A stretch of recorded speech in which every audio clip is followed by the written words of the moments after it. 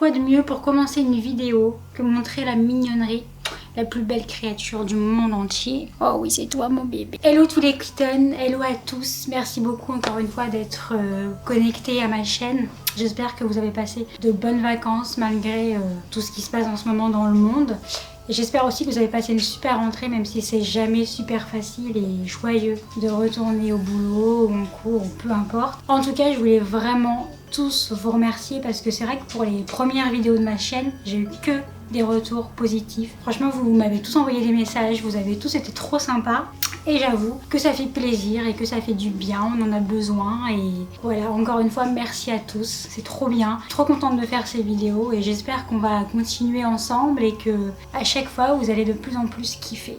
Donc aujourd'hui, on va aborder un thème qui est de plus en plus abordé dans la société, c'est les EMI. Je ne sais pas si vous savez ce que c'est, les EMI, autrement dit les expériences de mort imminente. En gros, qu'est-ce que c'est une expérience de mort imminente? C'est quand vous êtes dans un état de mort clinique. Donc vous êtes en opération, vous êtes en train de vous faire opérer, vous êtes dans un coma long et vous êtes cliniquement mort. Mais aussi, l'étape la plus importante de l'expérience de mort imminente, ça va être en fait votre âme qui se décorpore de vous, de votre corps. Votre âme sort de votre corps. Et donc on a deux témoignages aujourd'hui par rapport à ça. Et le premier, c'est celui de John.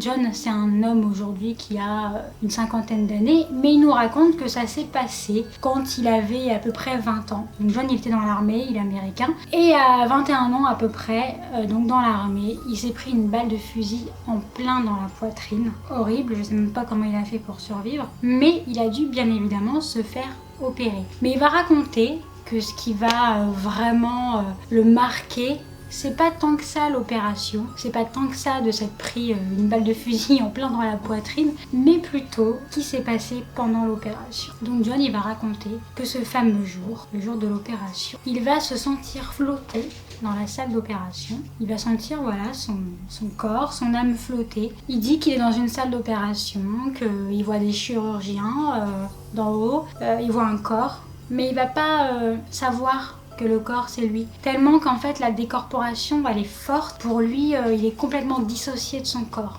C'est-à-dire que son corps ne lui appartient plus, c'est plus lui. La seule chose qui compte, c'est son âme, c'est ce qu'il ressent au moment où il va flotter, donc en haut de la pièce, du coin de la pièce de la salle d'opération. Donc il va dire qu'à ce moment-là, voilà, il va juste se sentir flotter, qu'il va se sentir bien. Ce qui va surtout le marquer, c'est sa perception des choses. Il va regarder un petit peu partout dans la salle et il va dire qu'à chaque fois qu'il regarde un objet ou une personne, sa perception n'est pas du tout la même que d'habitude, comme là moi où je vois un objet où ça me fait rien.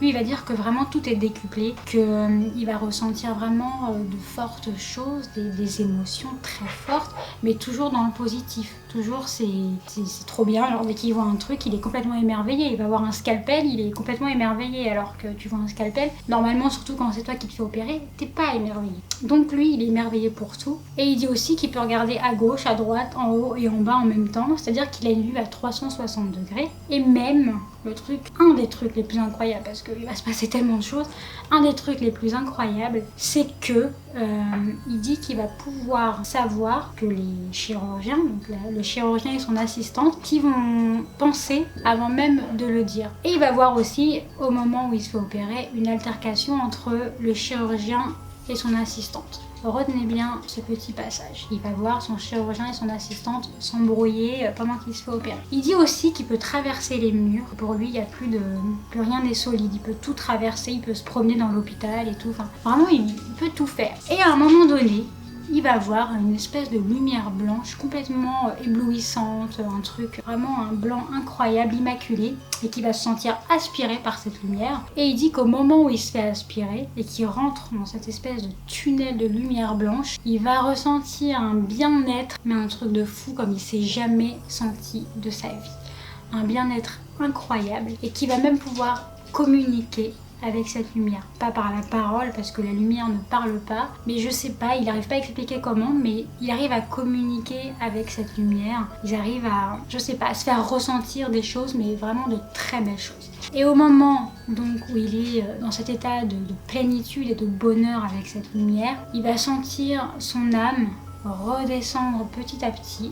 Et il va se voir en fait réincorporer son corps par la fontanelle, par ici, par le dessus du crâne. Il sent son corps qui retourne, il sent son âme qui retourne dans son corps par la fontanelle. Et il dit qu'il va se réveiller quelques heures plus tard en salle de réveil après l'opération.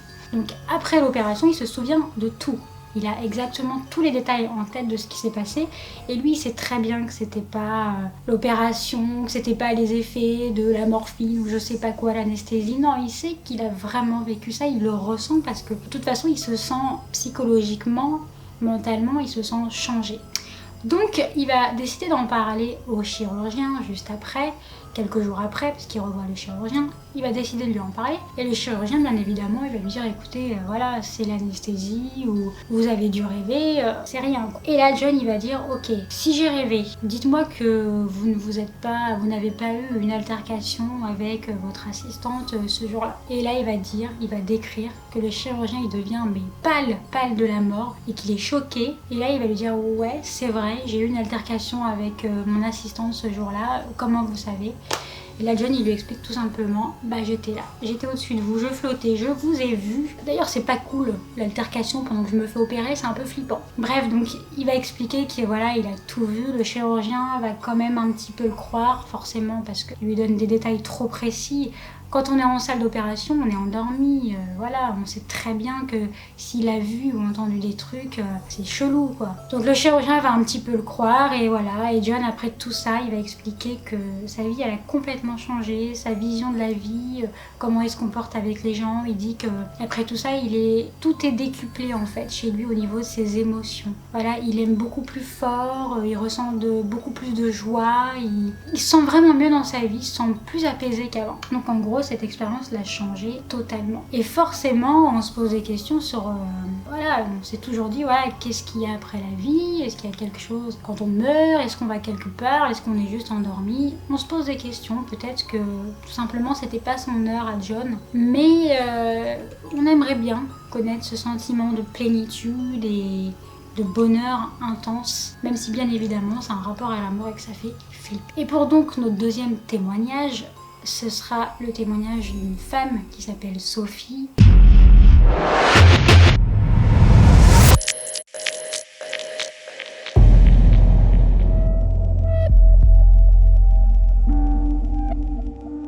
Et ça va être un peu similaire dans l'expérience et dans les ressentis. Mais en gros, Sophie, donc c'est une femme d'une 40aine d'années qui explique. Un jour, elle était chez elle, un samedi, tranquille à la maison. Son mari, il était pas là, parce qu'il était au travail. Et elle dit qu'à un moment donné, elle va avoir vraiment très très mal à la tête. Genre des migraines de ouf. Et elle va décider de se mettre au lit. Elle prend un médicament, elle se met au lit, elle se dit ok, ça va passer. Sauf que quand elle se met au lit, la migraine est de plus en plus forte. Vraiment, elle ressent des effets dans son corps qui sont très très très très très bad vibe. Et elle dit qu'elle va ressentir son cœur petit à petit qui va vraiment beaucoup ralentir. Et elle va se sentir, partir. Elle le sent vraiment, hein. C'est pas comme si elle s'endort et bim, elle est partie. Elle sent vraiment petit à petit qu'elle s'en va. Elle dit qu'elle va se réveiller dans un endroit tout noir où il fait très froid. Elle est là, elle sait pas ce qu'elle fait là, elle a l'impression qu'elle rêve.